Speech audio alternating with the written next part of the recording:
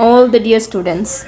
So today I will be discuss about a topic name is what is the basic mechanics of engineering. सो आप लोग जितने सारे civil department के हो या मैकेनिकल डिपार्टमेंट के हो, सब लोगों को एक कॉमन सब्जेक्ट होती है बेसिक मैकेनिक्स, जो कि हमारे सबसे फर्स्ट सेमेस्टर में हम लोग पढ़ते हैं. सो इन बेसिक मैकेनिक्स में क्या होती है, क्या नहीं होता है, इस टॉपिक के ऊपर और इस पूरा चैप्टर के ऊपर मेरा जो वीडियो होगा वो आप लोगों को मैं हर टाइम अपलोड करती रहूँगी. सो जैसे कि मान लीजिए कि हमारा जो अभी टॉपिक है बेसिक मैकेनिक्स इंजीनियरिंग. सो पहले हम लोग को जानना चाहिए कि what is the meaning of basic engineering. So basic engineering is refer to the fundamental principles, concepts and skill that form the fundamental or foundation of engineering disciplines and practice always. That means it's just like a basic engineering is just like a fundamental principles and concepts. ये एक fundamental concept है, principles है और एक skill है जिसका foundation, जो engineering का फाउंडेशन होती है वो हमारा बेसिक इंजीनियरिंग कहा जाता है. और ये बेसिक इंजीनियरिंग में सबसे मोस्ट इम्पोर्टेंट पार्ट क्या होती है, जैसे कि मैथ एंड साइंस भी हमारा अवेलेबल रहती है इंजीनियरिंग में. तो मैथ और साइंस क्या होती है, understanding number, shapes and how things work.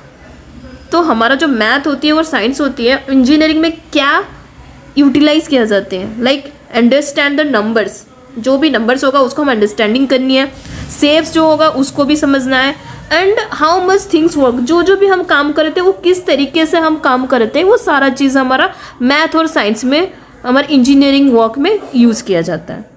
Then problems, अगर कुछ भी प्रॉब्लम आती है, प्रॉब्लम सॉल्व्स आती है, तो उसको हम कैसे यूज़ करते हैं इंजीनियरिंग वर्क में, identify problems and finding solution.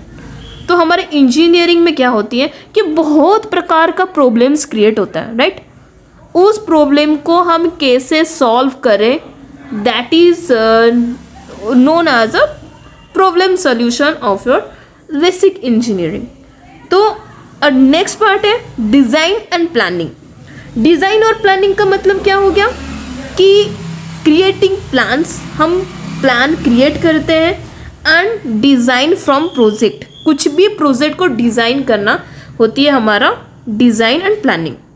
पहले हम डिज़ाइन करेंगे, मतलब क्रिएट करेंगे प्लान्स, एंड देन हमारा वही जो डिज़ाइन को प्रॉपर वे में प्रोजेक्ट में फॉर्मेशन करेंगे, that is known as a design and planning. Then materials and tech tools. Materials and tools मतलब knowing how to use materials and tools safely. तो हमारा इंजीनियरिंग में बहुत प्रकार का मशीन्स यूज़ किया जाता है, बहुत प्रकार का मटेरियल्स यूज़ किया जाता है. तो उस मटेरियल को हम कैसे यूज़ करेंगे और किस तरीके से यूज़ करेंगे, और जो टूल्स होती है हाँ मतलब वो भी कैसे सेफली यूज़ करेंगे, that is known as a materials and tools. ये गया हमारा बेसिक इंजीनियरिंग. देन हम चलते हैं नेक्स्ट स्लाइड के ओर, जो हमारा है डेफिनेशन ऑफ मैकेनिक्स, मतलब जो हमारा स्टार्टिंग हो जाती है मैकेनिक्स के ओर. सो मैकेनिक्स का मतलब होती है, mechanics is a branch of science that study how things move और stay still and what force make them. Machine means the study of motion and force, how and why things move or don't moves. तो हमारा जो mechanics होती है ये एक भौतिक मतलब साइंस होती है. साइंस का एक ब्रांच है जिसमें हम जो भी हमारा वस्तु है या जो भी हमारा ऑब्जेक्ट्स है, वो ऑब्जेक्ट्स हमारा किस तरीके से, और जो हमारा ऑब्जेक्ट को हम अगर कुछ फोर्स अप्लाई करते हैं वो उसमें कुछ गति, मतलब कौन सी एरिया पे वो जाता है, क्या इफेक्ट्स पड़ता है, वो सारा चीज़ को हम मैकेनिक्स बोलते हैं. अगर सरल भाषा में उसको समझाएं तो मैकेनिक्स वो एक ज्ञान है और वो एक विज्ञान है जो कि हमारे बताने से पहले और वस्तु में किस तरीके से फोर्स अप्लाई किया जाता है और फोर्स अप्लाई करने के बाद वो क्या क्या इफेक्ट आता है, that is known as a mechanics. हम एक एग्जांपल दे रहे. जैसे कि एक गेंद मतलब एक बल, जो हमारा बल होती है, बल को जब हम फेंकते हैं उसमें कौन सी टाइप का फोर्सेस क्रिएट होते हैं और उसमें क्या क्या इफेक्ट्स आती है, दैट इज नोन एज एक example of your mechanics. Second हमारा एग्जाम्पल हो सकती है कि जैसे कि हमारा फूल रहा, फूल में हमारा कितना वो प्रेशर और कितना हमारा पावर वो संभाल सकती है, that is the second example of your basic mechanics. So that is the engineering और डेफिनेशन ऑफ मैकेनिक्स। तो ये हमारा डेफिनेशन ऑफ मैकेनिक्स है, एक मतलब मॉडल्स है जिसमें आप देख सकते हो मोशन एंड फोर्स। मोशन मतलब understand how and why thing move, मतलब हमको पहले अंडरस्टैंड करना है, समझना है कि कैसे और क्यों हमारा मूव किया कोई भी बॉडी। देन सेकेंड में force, analysis and what makes thing move और स्टे स्टिल, मतलब कोई भी बॉडी के ऊपर हम फोर्स डालते हैं तो उसमें क्या एनालाइज किया जाती है, वो फोर्स डालने के बाद वो कहाँ मूव करती है और कहाँ रेस्ट कंडीशन में रहता है, that is the definition of motion and forces. Sorry guys. So अभी हमारा जो सेकंड मोस्ट इम्पोर्टेंट पार्ट है मैकेनिक्स का। Mechanics is a science of how things move and why they move, मतलब कैसे वो मूव करता है एंड क्यों हमारा मूव करता है, that is the definition of mechanics. So जैसे कि हम देख सकते हैं कि यह हमारा एक बेसिक एग्जांपल है वॉकिंग और रनिंग प्रोसेस। वर्किंग और रनिंग प्रोसेस में यहाँ पर हमारा एक मॉडल है जिसमें बॉडी हमारा मूव फॉरवर्ड होती है, एक जगह पे हमारा लेग पुश ग्राउंड होती है और एक जगह हमारा ग्राउंड पुशेस बैक होती है। दैट मीन्स जब हम एक रन करते हैं या हम एक वॉक करते हैं, when you walk your leg, जब हमारे पैर के यूज़ करके हम पुश करके हम क्या करते हैं, वॉक करते हैं, तब हमारा बॉडी में एक फोर्स क्रिएट होता है। उस टाइम हमारा न्यूटन्स थर्ड लॉ यूज़ किया जाता है, जो कि हमारा every action has an equal and opposite reaction. That means अगर हम एक जगह पे फोर्स अप्लाई करते हैं तो अपोजिट में हमारा फोर्स आता है। सो यही चीज़ होती है mechanics. Okay, now static body.